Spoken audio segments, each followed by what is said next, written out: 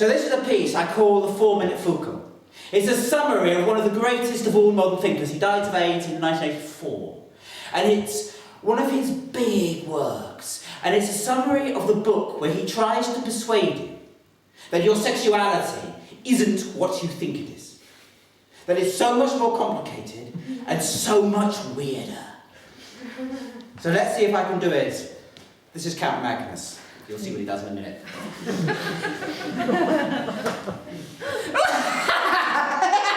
Is it not so very, very weird, my friends, that over the last 150 years or so, we've prattled on endlessly about our repression? Do you think we found a new way to flirt?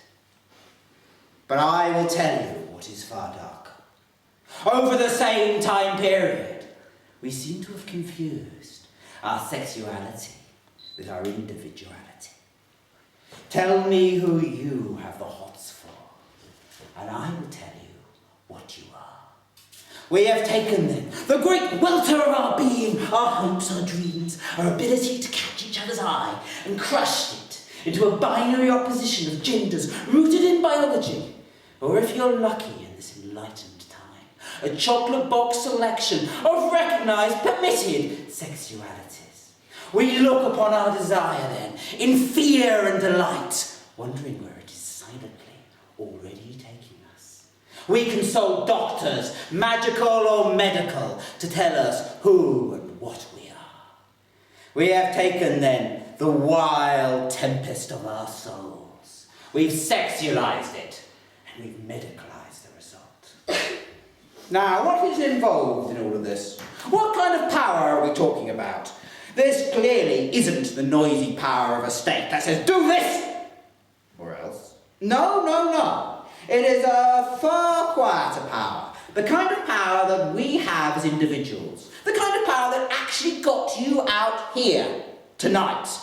The power we have then as we're caught up in each other's lives. Have an ability to influence and to be influenced.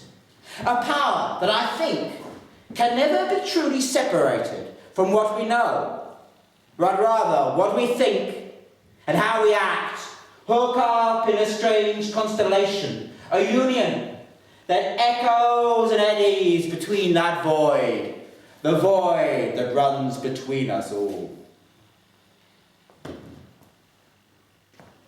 Do you not see? Under the single banner of sexuality, over the last 250 years or so, 4 great movements have coalesced. First, women were checkmated back into their bodies saturated with an all-pervasive, all-obnoxious, corrosive sexuality, and knocked into myths of motherhood and apple pie, holy seductress or sister.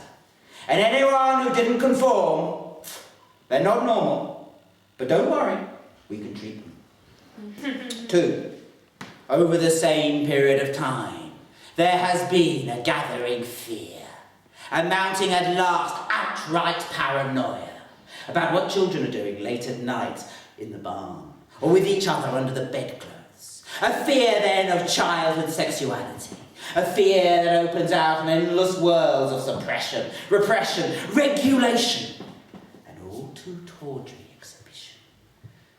3, there has been a medicalisation of normality. The perfectly natural processes of conception, birth and aftercare have become an excuse for another trip down the clinic, leading questions, cold metal instruments and prying hands. 4, there has been a veritable proliferation of perversion. Tell me who you have the ots for. Animal, vegetable or mineral. And I'll have a Latin name for it.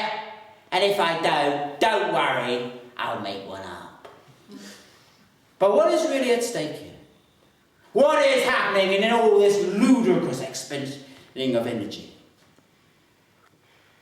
Well, maybe for the very first time in all of human history, mankind is learning something.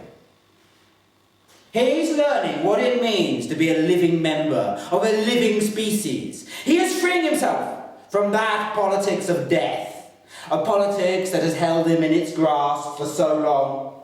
A politics that was so adept at arranging occasional gruesome executions. He is enmeshing himself in a new kind of politics. A politics that is going to hold him from the cradle to the grave.